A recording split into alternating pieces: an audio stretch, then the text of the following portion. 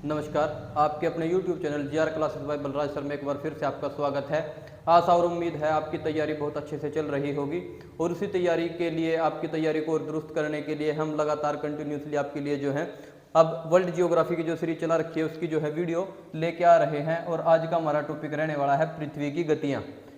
इससे पहली वीडियो में मैंने आपको अक्षांश रेखाएं, देशांतर रेखाएं, ग्लोब इसके बारे में बताया था कि कैसे जो ग्लोब है उसके ऊपर कुछ काल्पनिक रेखाएं खींची गई हैं। जो लैटिट्यूड है उनको अक्षांश कहते हैं, जो ऊपर से नीचे की ओर है उनको देशांतर कहते हैं। तो अक्षांश और देशांतर रेखाओं का जो हमने टॉपिक किया मुझे उम्मीद है वो जो टॉपिक है उसकी वीडियो आपने देख ली होगी। आज का हमारा टॉपिक है पृथ्वी की गतियाँ। देखिए ये हमारी जैसे पृथ्वी है, हमारी जो पृथ्वी है ये दो प्रकार की गति करती है। दो प्रकार की गति कौन कौन सी गति करती है? एक तो करती है घूर्णन गति जो अपने अक्ष पर घूमती है, एक घूमती है सूर्य के चारों ओर। ठीक है, मान लो ये हमारी पृथ्वी है और यह सूर्य है। ठीक है, वैसे तो ये बहुत बड़ा है, मैं समझाने के लिए आपको बता रहा हूं। पृथ्वी एक तो इसके चारों ओर अंडाकार मार्ग पर जो है इसकी परिक्रमा कर रही है, लेकिन इसकी परिक्रमा करने के साथ साथ खुद भी घूम रही है। मतलब घूमते घूमते इसकी परिक्रमा जो है वो पृथ्वी करती है। किसकी करती है? सूर्य की परिक्रमा करती है। तो एक तो हो गई सूर्य की परिक्रमा, मतलब परिक्रमण गति। पहली कौन सी गति होगी जी? परिक्रमण गति। परिक्रमण मतलब परिक्रमा करना, और परिक्रमा किसकी कर रही है? पृथ्वी सूर्य की। और इस परिक्रमण गति को हम वार्षिक गति भी कहते हैं। इसे हम क्या कहते हैं? वार्षिक गति भी कहते हैं। जो हम पढ़ते हैं 365 दिन लगभग हम पढ़ते हैं। और अगर इसको हम आगे भी पढ़े 5 घंटे 48 मिनट 46 सेकंड, ये जो है पृथ्वी 365 दिन 5 घंटे 48 मिनट 46 सेकंड लेती है सूर्य के चारों ओर घूमने के लिए। दूसरी गति है, इसे वार्षिक गति कहते हैं। दूसरी गति है परिभ्रमण, इसे हम घूर्णन गति भी कहते हैं। इसे कौन सी गति कहते हैं? घूर्णन गति। यहां पृथ्वी 23 घंटे 48 मिनट और 56 सेकंड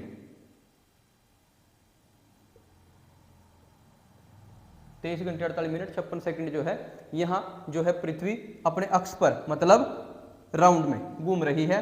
इसे हम दैनिक गति भी कह सकते हैं, क्योंकि इसी के कारण क्या होते हैं? दिन और रात। पृथ्वी की दैनिक गति मतलब घूर्णन गति, परिभ्रमण गति, अपने अक्ष पर घूम रही है। ठीक है, अब देखो जब पृथ्वी अपने अक्ष पर घूमेगी, एक तो हो गया सूर्य के चारों ओर घूम रही है खुद घूमते घूमते और अपने चारों ओर, तो एक टाइम तो ऐसा भी आएगा ना पृथ्वी का घूमने का कि इधर पृथ्वी का जो भाग है, मान लो ये सूर्य है, ये पृथ्वी है। अब ये पृथ्वी, ये मान लो यहाँ पश्चिम है, यहाँ पूर्व है, ये उत्तर है, ये दक्षिण है। पृथ्वी घूम के एक बार ऐसी दिशा में भी तो आ जाएगी ना, नीचे उत्तर हो जाएगा, इधर पूर्व इधर पश्चिम। तो ये क्या हो जाएगा? एक साइड पृथ्वी पर सूर्य का प्रकाश नहीं पड़ेगा और एक साइड सूर्य का प्रकाश पड़ेगा। यही होता है दिन और रात। यही क्या होता है? दिन और रात। 23 घंटे 48 मिनट 56 सेकंड। अब क्या होता है?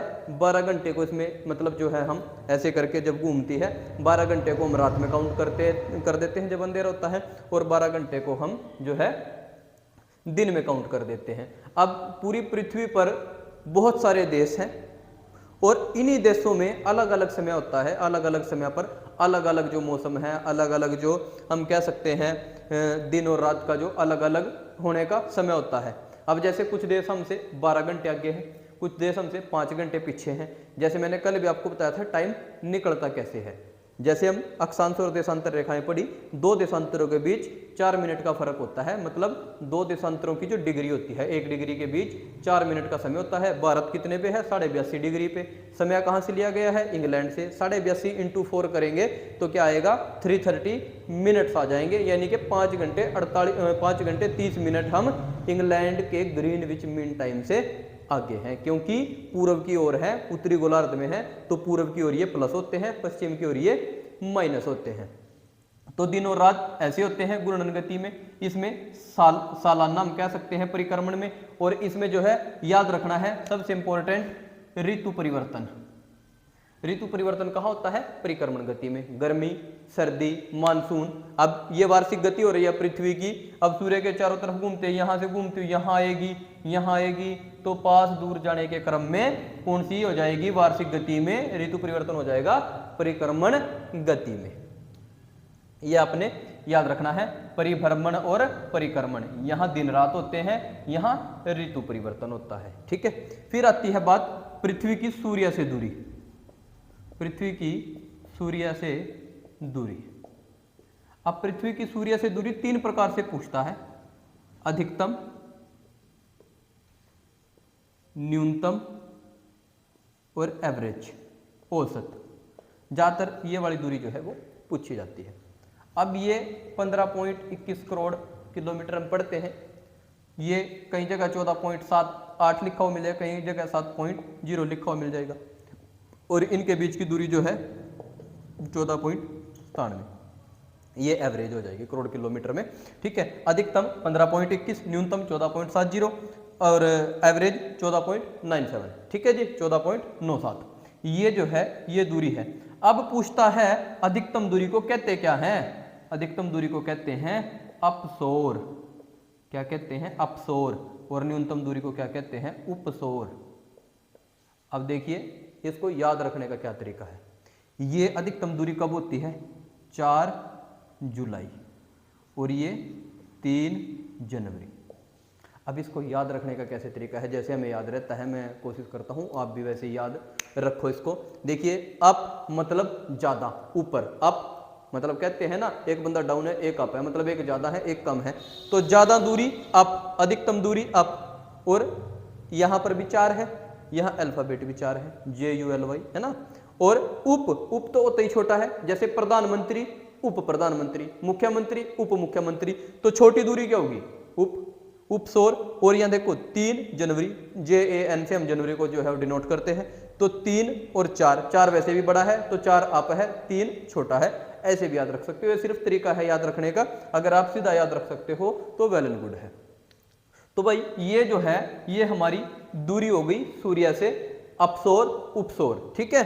और ये एवरेज दूरी होगी 14.97। ठीक है। अब होता है एक विषुव। विषुव, ये विषुव क्या होता है? जब सूर्य का प्रकाश भूमध्य रेखा पर लंबवत पड़ता है। कौन सी रेखा पर? भूमध्य रेखा पर।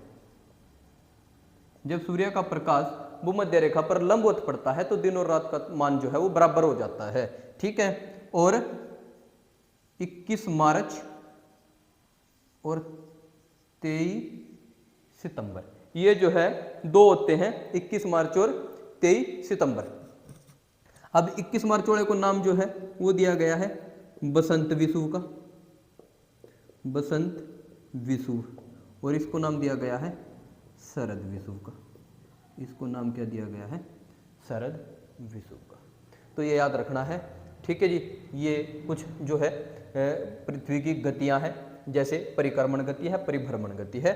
उसमें फिर सूर्य से हमारी दूरी अधिकतम कितनी है, न्यूनतम कितनी है, उनको कहते क्या हैं। फिर ये बसंत विषुव क्या है और शरद विषुव क्या है। बसंत विषुव होता है 21 मार्च को और शरद विषुव होता है 23 सितंबर को। इस पे क्या होता है? सूर्य का प्रकाश लंबवत किस पर पड़ता है? सूर्य का प्रकाश लंबवत पड़ता है भूमध्य रेखा पर, जहां दिन और रात का मान बराबर हो जाता है। अब 2 रेखाएं और हैं, कर्क रेखा और मकर रेखा। ये भी पेपर में पूछा जाता है। अब सूर्य का प्रकाश पड़ेगा कर्क रेखा पर लंबवत। किस पर पड़ेगा? कर्क रेखा पर लंबवत। ये कब होता है? 21 जून को। 21 जून को हम कौन सा डे मनाते हैं वो आप कमेंट में मेरे को बता देना। ठीक है। मकर रेखा यहां पड़ता है 22 दिसंबर को। ये उत्तरी गोलार्ध में है कर्क रेखा का, मैंने आपको बता दिया था। और मकर रेखा है दक्षिणी गोलार्ध में। तो कर्क संक्रांति के नाम से जानते हैं 21 जून को। यहां पर क्या होता है? कर्क रेखा पर सूर्य का प्रकाश लंबवत पड़ता है। किस पर पड़ता है?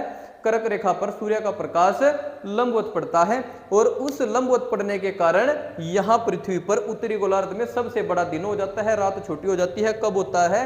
21 जून को। कब होता है? 21 जून को। उल्टा होता है मकर संक्रांति, मकर रेखा पर सूर्य का प्रकाश लंबवत पड़ता है। कब? 22 दिसंबर को। ठीक है, वहां उल्टा हो जाएगा। मतलब याद रखना है, जो कर्क रेखा में मतलब उत्तरी गोलार्ध में होगा उसके उल्टा दक्षिणी गोलार्ध में हो जाएगा। तो ये जो है आपका टॉपिक पृथ्वी की गतियां थी। इसमें हमने परिक्रमण गति, परिभ्रमण गति, जिसे हम घूर्णन गति भी कहते हैं, परिक्रमा करना किसी चीज की, मतलब पृथ्वी किसकी परिक्रमा करी? या सूर्य की। ठीक है, तो इसका मतलब क्या हुआ? जो पृथ्वी परिक्रमा करेगी उसे कहेंगे परिक्रमण गति। अब सूर्य का चक्कर लगाएगी, इसका मतलब है टाइम ज्यादा लगेगा, इसलिए जो ज्यादा समय है 365 दिन 5 घंटे 48 मिनट 46 सेकंड, वो कहाँ लगेगा? परिक्रमण गति में। और एक चीज और देखो, वैसे तो आपको पता ही है, जो 5 घंटे 48 मिनट है ये हो जाते हैं हमारे लगभग 6 घंटे। कितने हो जाते हैं भाई? ये लगभग 6 घंटे। अब एक दिन रात कितने का होता है? लगभग 24 घंटे का, जो हमने अभी पढ़ा 23 घंटे 48 मिनट का। ऐसे ही इसको जब हम 4 साल हो जाएंगे, अब 6 आया, फिर दूसरा साल में 6 बढ़ गए, फिर तीसरे साल में 6 बढ़ गए, चौथे साल में फिर 6 बढ़ गए, और टोटल कितने हो गए? 24 आवर्स। और इसीलिए 4 साल बाद एक वर्ष आता है 366 दिन का, जिसे कहते हैं लीप वर्ष। जिसे क्या कहते हैं? लीप वर्ष। ये कुछ छोटी छोटी प्रैक्टिकल चीजें हैं जो हमें पता होनी चाहिए। देखो, एक तो हो गया रट्टा के लीप वर्ष 366 दिन को होता है, साधारण वर्ष 365 दिन को होता है, लेकिन क्यों होता है ये भी पता होना चाहिए। तो भाई ये जो है, आप इस वीडियो को अगर ये आपको अच्छी लगती है, ज़्यादा से ज़्यादा शेयर करें अपने दोस्तों के साथ, मित्रों के साथ। और आने वाले जितने भी एग्जाम हैं, आपको यहाँ से जरूर कुछ ना कुछ बेनिफिट देखने को मिलेगा, आपको यहाँ से क्वेश्चन देखने को मिलेंगे। इसी आशा और उम्मीद के साथ आपकी तैयारी अच्छी होती रहे, आपका एग्जाम अच्छा हो, क्लियर हो। धन्यवाद, नमस्कार, आपका दिन शुभ हो।